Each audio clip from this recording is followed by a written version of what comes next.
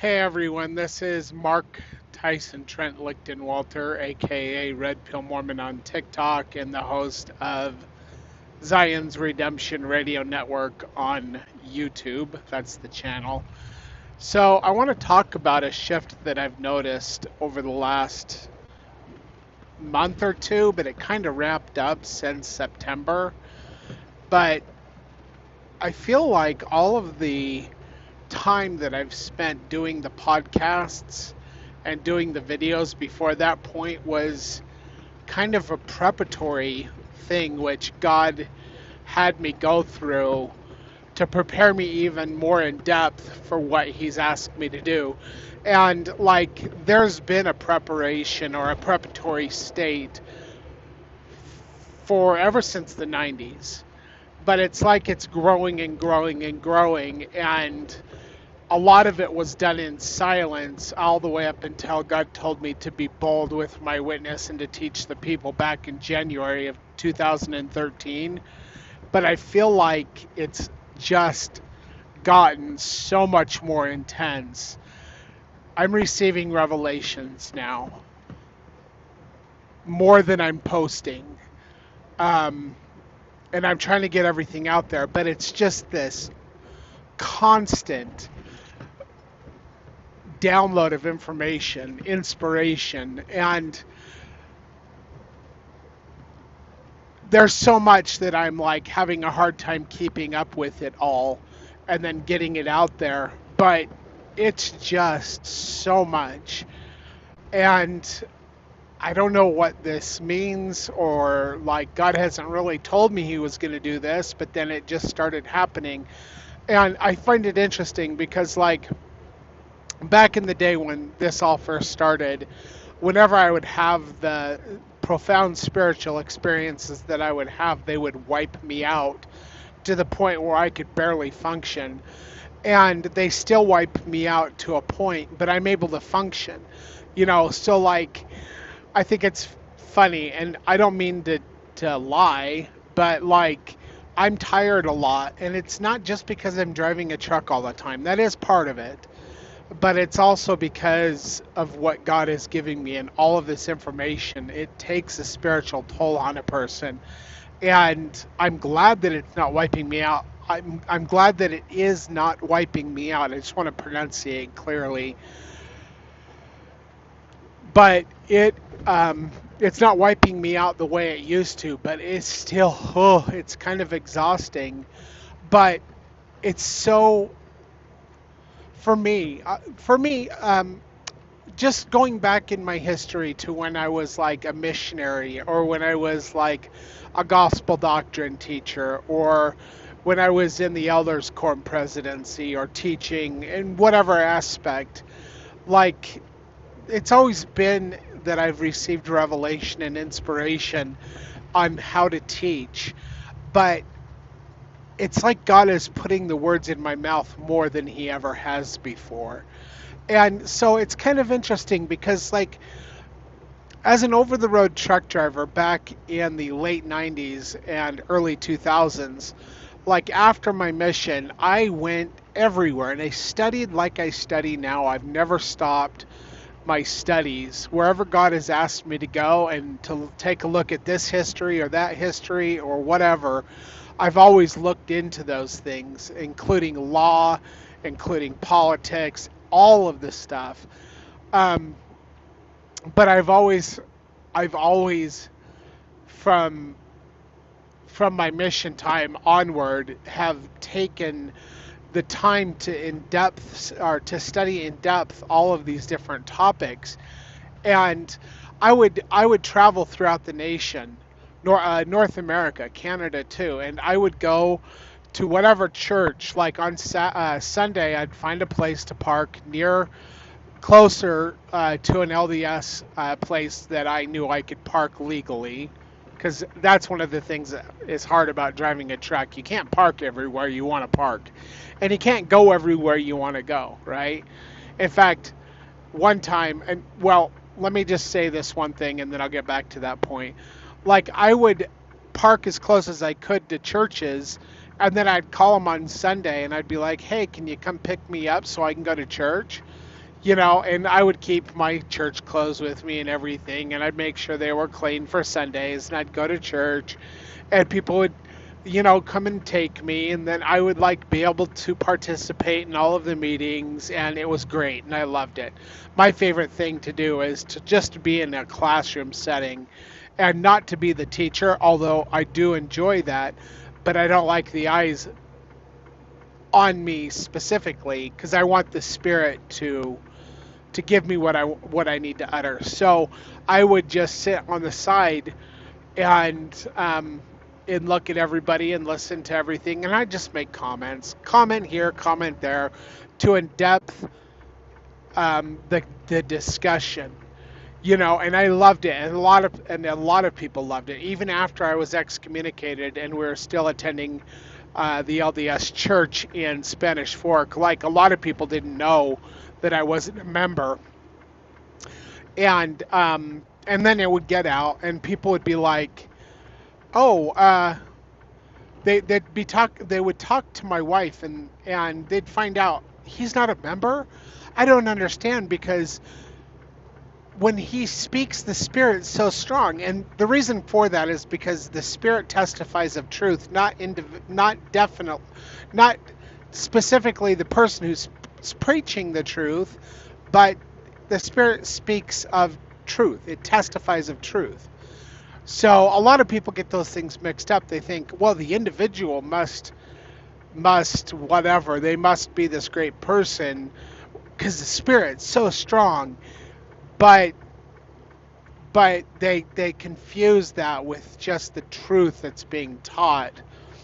And those truths are fruits. I'm not going to say they're not, but anyway, so it was interesting in Spanish Fork. Oh, what's his face? My stake president was like, I don't know what to do with this guy because they had a file on me, right?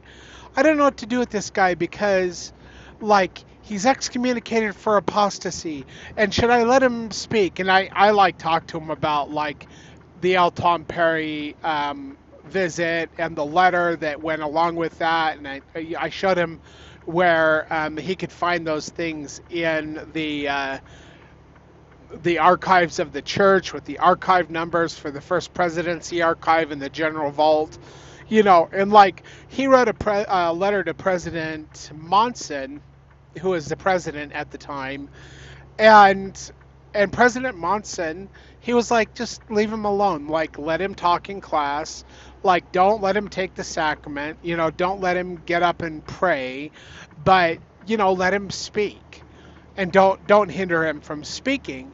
So the stake president and the bishop and we had an understanding, and so I would speak, and I wouldn't, like people would they would try to call me to speak, and I just politely decline the offer, because they didn't know, but the stake president and the bishop knew, and the bishop actually was like, I've been reading your file, and like I got a big file.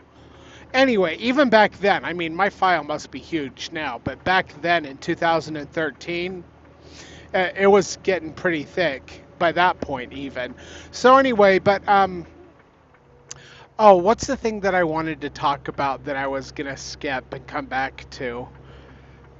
I can't remember right now. Anyway, but I'm just noticing this increase where God is just, he's given me so much.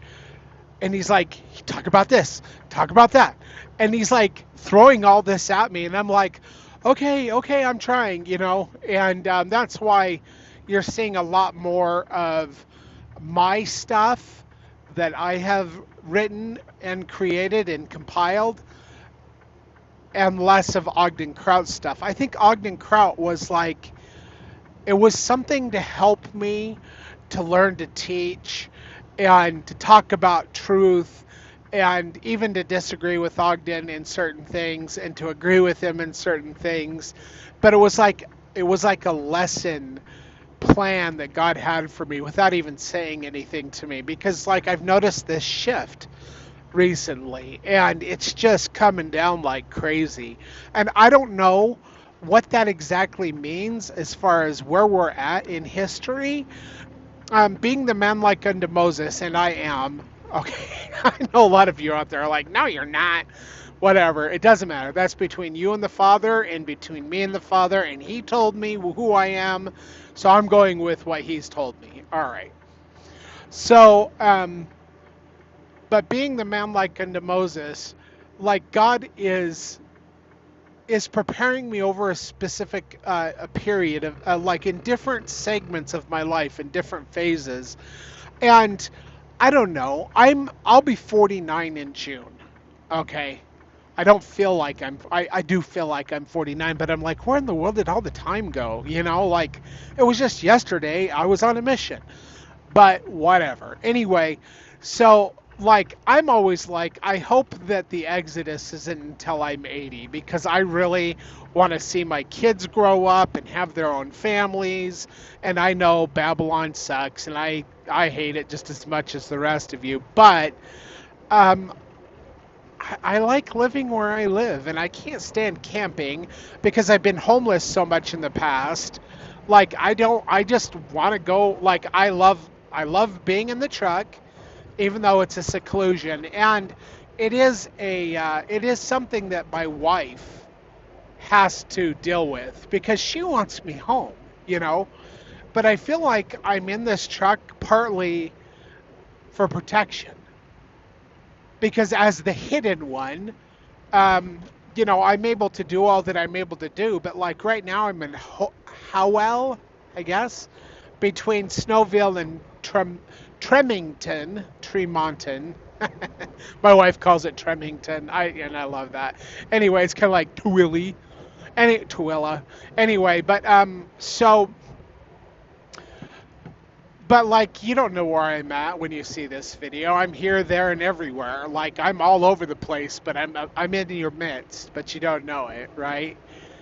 And it's kind of funny because people will recognize me and they don't know who I am, and they'll be like, I know that guy from somewhere. And then they'll email me or like message me or whatever on Messenger or whatever. And they'll be like, were you here or were you there? I thought that was you, but I couldn't remember it was because they're like, oh, I should know that guy.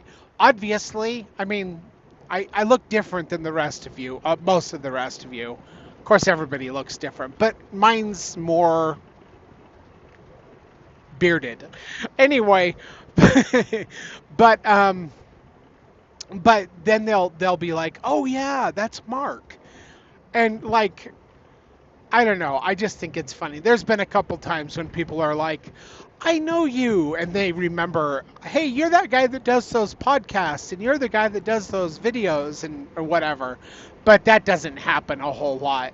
More often it's, hey, I saw you driving down the road. Hey, I saw you at this place. Hey, I saw you at that place. And like it'll take them a while to remember, oh yeah, that's that guy, you know. So I'm among you, but even then I'm still hidden for the most part. Like even when you see me, you're like, huh? Now there are people who know me, and the reason I'm hidden is because they don't want me to be able to speak. um, they would like to silence my thoughts and my language and my teachings. And in fact, that's very clear, just like based on well, the fact that God told me not to go back to Utah back in 2011 because there were people looking for me who wanted me dead. And then they went to my mom's house and they were looking for me, and then sitting outside of her house and watching for me when I was like 2,000 plus miles away, hidden in another place. And God knows why he's hiding me and how he's hiding me, and they are not going to find me and whatever. But but part of being hidden is just being in this semi truck. You know, this place is a temple to me. It's a place of learning and knowledge and inspiration and revelation, but it's also a protection. You know, and when this protection at this company I work at now, when this what do you call it? When this becomes compromised, something will happen. and I'll have to move on to somewhere else, which really sucks because I like all of these companies I work for the most part. And I hate moving from company to company. I hate moving from place to place. I love the fact that we have a home where my wife and kids can be with our goats and our animals and whatever out in the country. I love that, but I can't be there a lot, and it's hard for my wife because she wants me home. She loves me being home, and she gets mad because she has to share me with the world for one, but also because of the circumstances in which we are living in this day and age, and then who I am, and Satan's desire to destroy me using weak-minded, wicked individuals on the earth in the flesh to do his work. Like, God has to keep me hidden. And that's hard on me, and that's hard on my wife, it's hard on my kids, but the work is important enough to where we have to sacrifice, and we will sacrifice even unto death, whatever that means. Like, I know eventually I will no longer be hidden, and they will be allowed to come and to do whatever they want with me, and that will end in my death. And I know that sounds crazy, especially for those of you who are like, you're not who you say you are, bah. Whatever. It doesn't matter what you think. It's what I know and what God has revealed to me. So I'm going to stick with God, not modern consensus, whatever. So anyway, but I don't know. I just wanted to get on here, and I didn't mean to make it this long. I never do. I just speak, and whatever comes out, comes out. But, like, I've noticed a shift, and there's so much coming down from heaven right now to me to help me to share and to write and to use the technology that we have combined with thousands of notes on my devices. Like, and I'm not talking about. So I've been podcasting for what? 2012 was when I went on my own.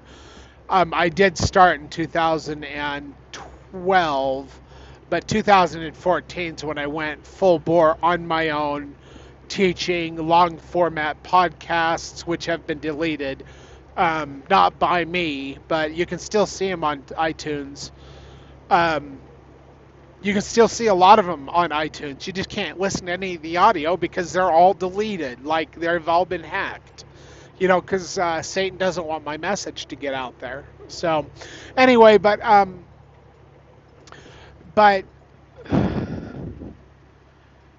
this work is rolling forward, and though there's a lot of people who God is waking up at this time, like, there's different levels of being woken up. Like, you're a teenager. Okay, we'll just have this analogy.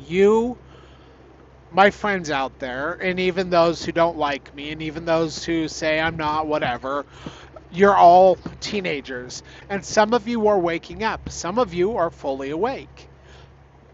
But most of you are like teenagers. You've been told to get up. You've been told to get up. And, like, the parents are like, get up. I told you to get up 20 minutes ago. Get out of bed, And eventually that cold ice water bucket's going to come into the room, and it's going to come right down on top of you, and you're going to be like, I'm awake, But, like, you're in a dream state right now. You're still dreaming, but you're kind of awake. So you don't know what truth is, because there is a reality that is factual and a reality that you're still remembering being in that dream state or coming out of that dream state. But you are waking up, and that's what's important.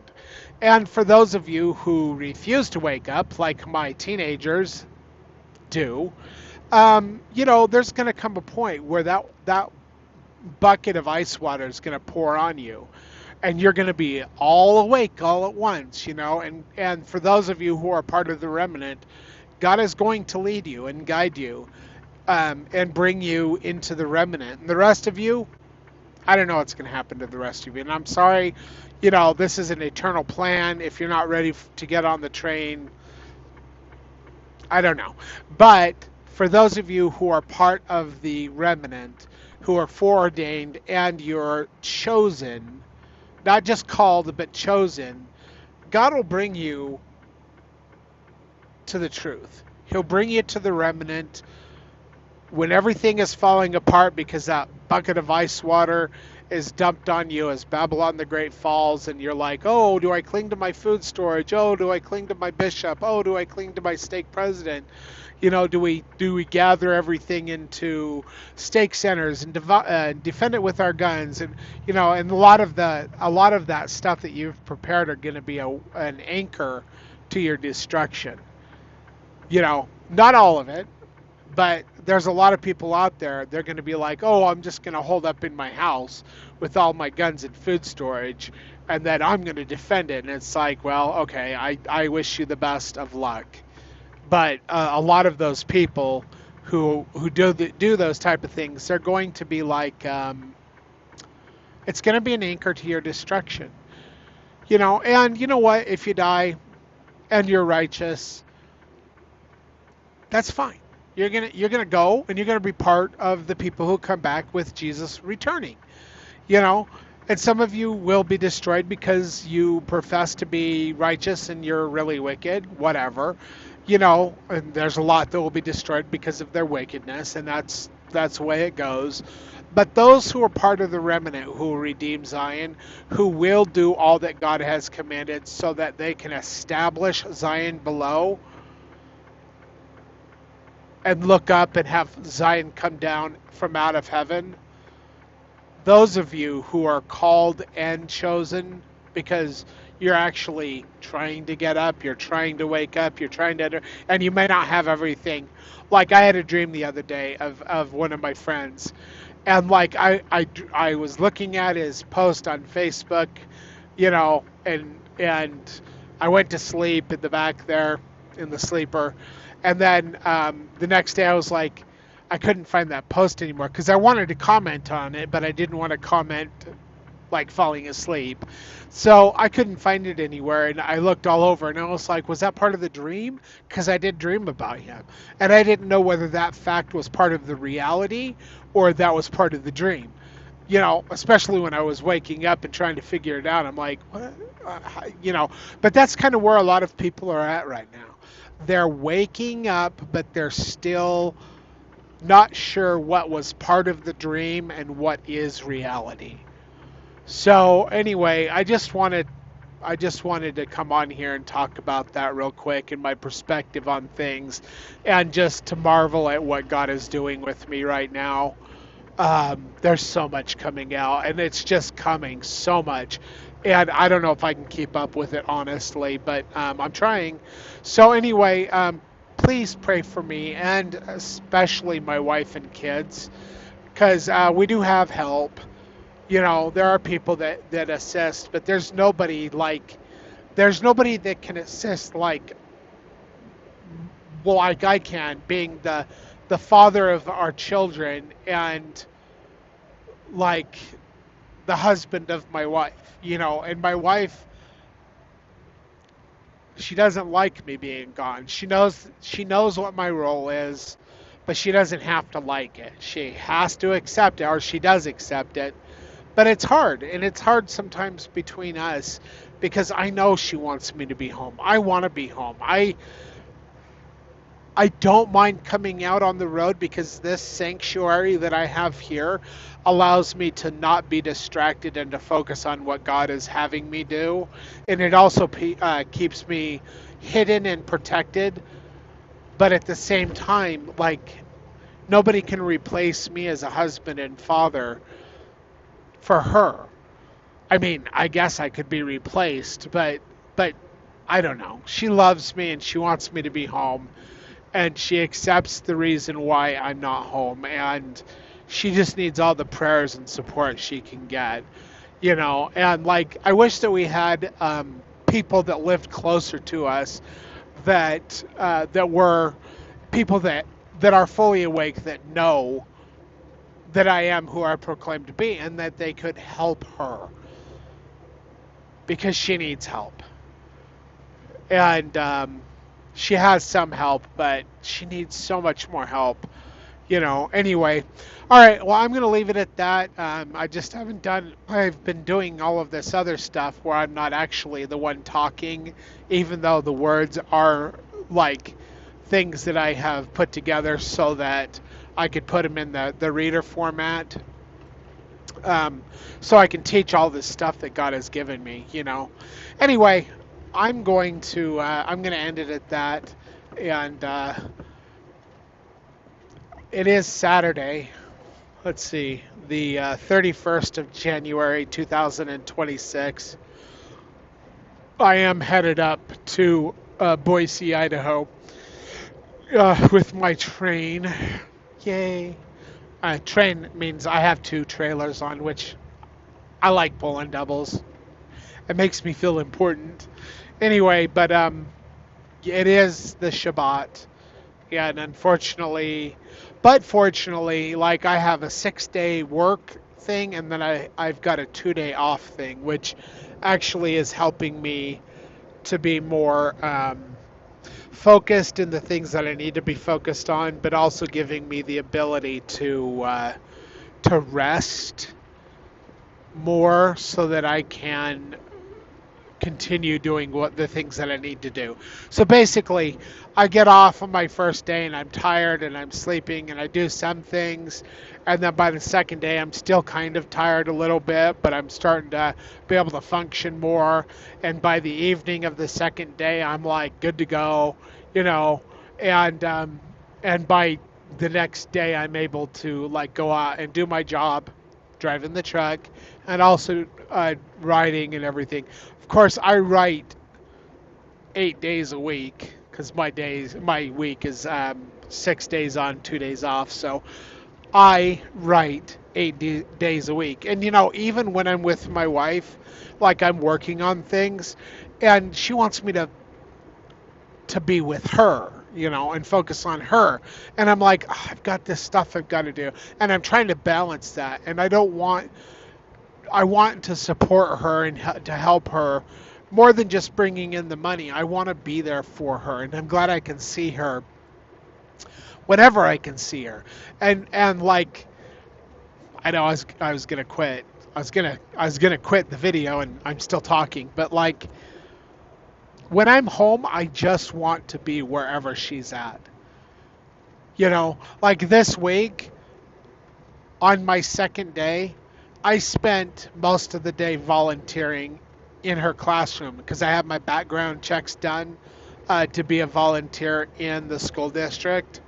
And so I was able to spend all day and helping with the kids and stuff. And like, I think it's fun because like there's a lot of these kids that don't have fathers and don't have men in their lives. So when I come in, they are all about talking to me, and even the ones that are like a little bit undisciplined, but like I enjoy talking with these little kids and just being, a male influence in their life. Not that I'm their dad or their father, but I think it's good for them. I think it's good for me. I love being with my wife wherever she's at, and I hate it when I come home and we have to do things that make it so we can't be together.